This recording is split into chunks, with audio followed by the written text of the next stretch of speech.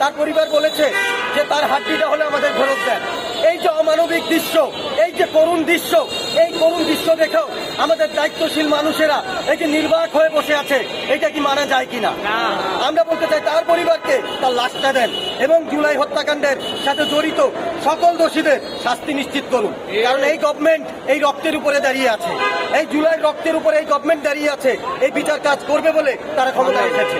প্রথম কাজ বিচার করতে হবে, তারপর যথাযথ সংস্কার করতে হবে। এরপরে নির্বাচনে কে আসবে না সেটা জনগণ নির্ধারণ করবে। এই সরকার জনগণের সরকার, এই সরকার কোনো দলীয় সরকার না। তাহলে জনগণই নির্ধারণ করবে আগে তার বিচার, জুলাই হত্যাকাণ্ডের বিচার। আমরা বলতে চাই আজকে আমরা এখানে দাঁড়িয়েছি এই কারণে আমরা একটা আলটিমেটাম দিচ্ছি যে আগামী 7 দিনের ভিতরে হৃদয়ের পরিবারকে তার লাশ বুঝিয়ে দিতে হবে।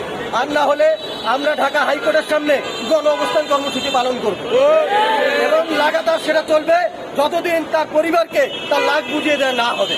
এবং দোষী আকরাম সহ জুলাই হত্যাকাণ্ডে আইন শৃঙ্খলা বাহিনী, আওয়ামী সরকারের দোষর যারা যারা জড়িত ছিল প্রত্যেকের শাস্তি নিশ্চিত করতে হবে।